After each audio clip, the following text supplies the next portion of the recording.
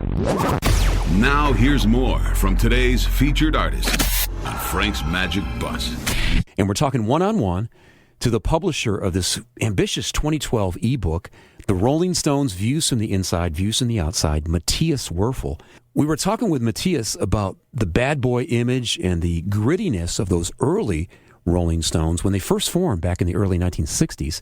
But we also talked about how at that time, that whole bad boy raucousness and rebel sensibility of rock and roll was not new to England at that time.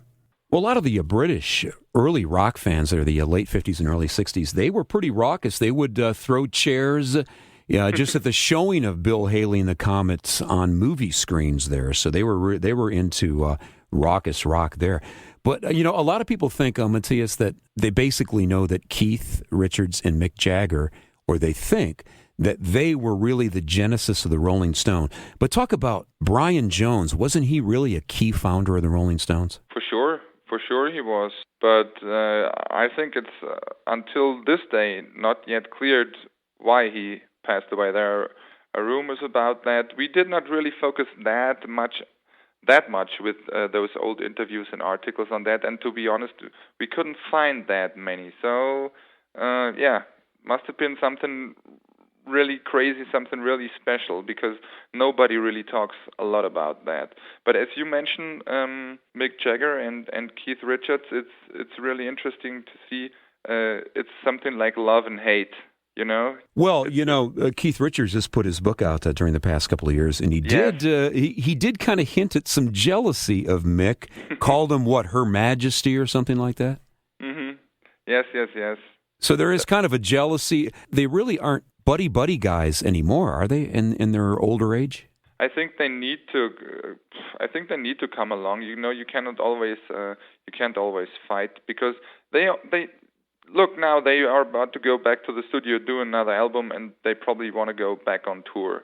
So they need to come along with each other. There's no place for fighting or whatever.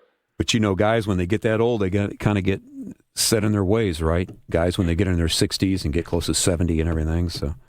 Either they get wiser or they get more stubborn. A little of both, I think, but they also still want to make that money. So to go out there and tour, they're going to have to get along, right? And they probably need to make money, because it's lots of press coverage also hints into that direction, that they have lots of real estate, that keeps that needs to be kept going with all the people there, and houses and cars and whatever. So that takes money away. So they probably will go on tour, as long as they live. Let me touch on the Brian Jones drowning again, the swimming pool death in 1969. Did you find much press coverage or any hinting of it at the time that there may have been some foul play?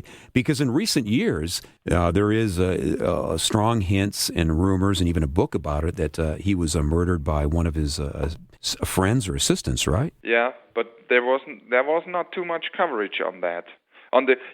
We focused on those articles that have been written back in the time. We did not focus on those articles that have been written from nowadays of view.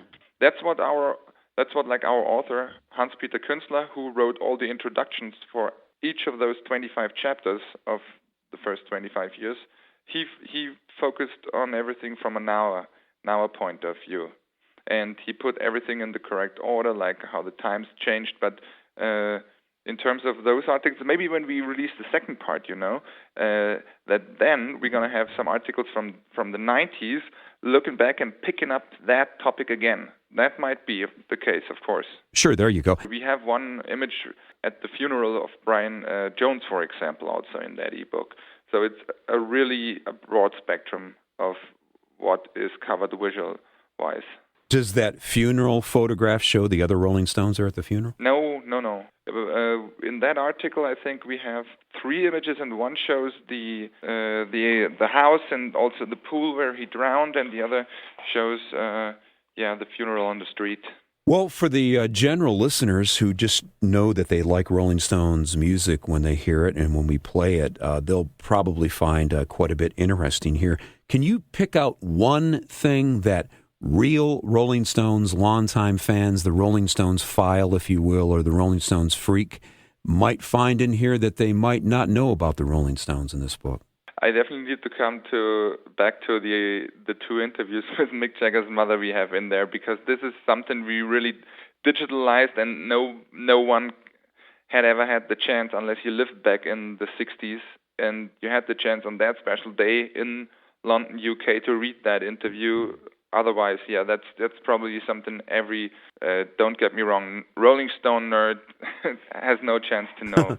To wrap this up here, you have talked to Mick Jagger before. You and your people there with your company have gone into exhaustive files and everything, and like you mentioned, newspaper files of the Rolling Stones. What would be your opinion, after everything you learned from putting out this ebook, what would be your opinion about how many more years the Rolling Stones could last doing albums and tours? You can't tell. Anybody's guess, I guess, huh? Yeah. Until they die, maybe, huh? I didn't want to say that, but what I was about to say, it's going into the same direction. Like, I think they're gonna drop that on stage probably. You know, there is really something to be said for that. If you love doing what you do, you should die doing it. If you're a rock and rollie, then maybe you should die on stage. It's like I love being on the radio and talking about rock music. If I pass away someday in front of the microphone, hopefully people won't hear my head go bang in the phone. But, that might not be a bad thing, That's right, but I think they're going to do one more album, one more tour, because there are rumors out there, and Mick Jagger also said a couple of days ago in London when they had this 50th anniversary, you're going to see us real soon on stage. So I think in fall they're going to do a comprehensive tour in fall, but they're going to have some single gigs, and whenever they come out with a new album, they probably do another world tour.